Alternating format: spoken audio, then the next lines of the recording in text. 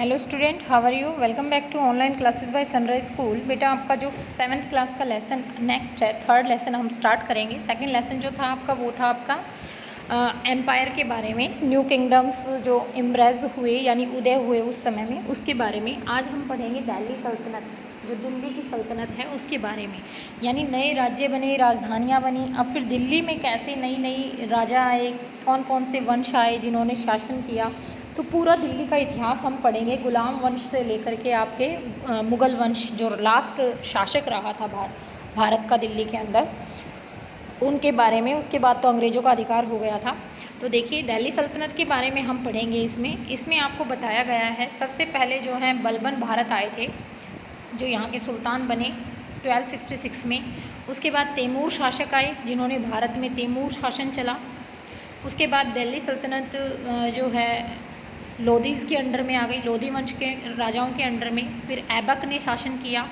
उसके बाद मलिक कफूर ने दक्कन के जो साइड है हमारा दक्षिणी जो भारत है उसके अंदर शासन चलाया।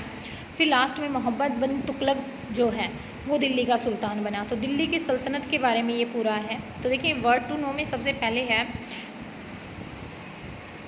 चहालगनी। चहालगनी देखो, ग्रुप होता था, समूह होता था, जो तुर्किश नोबल्स थे, तुर्किश जो राज दरबार होता था उसके अंदर जो मेन, जैसे भारत के राजा होते थे, रतन होते थे। कहते हैं ना, अकबर के समय में 9 रतन थे जो अपने अपने काम में प्रसिद्ध थे।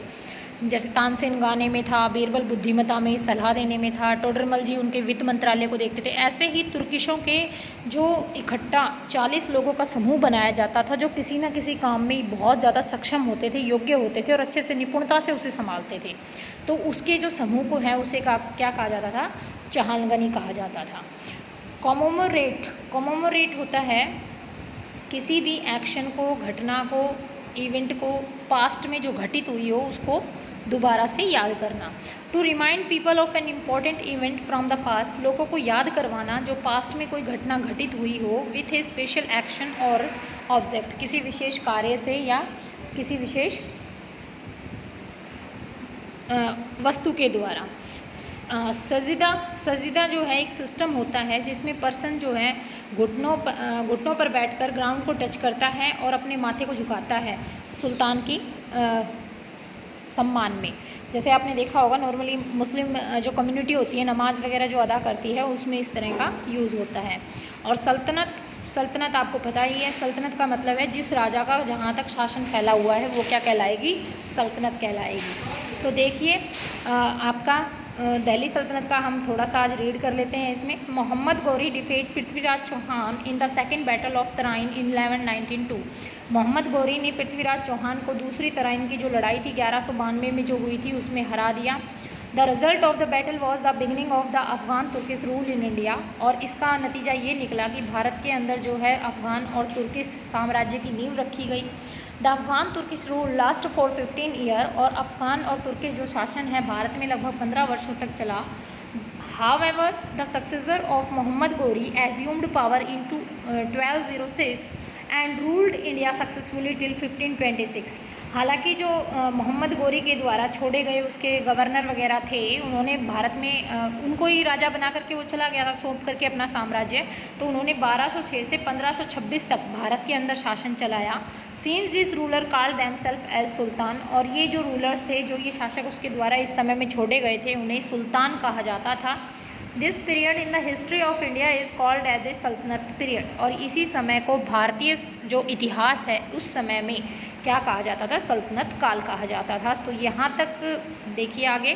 The period witness the rule of 5 dynasty of the Turkish Afghan Oregon.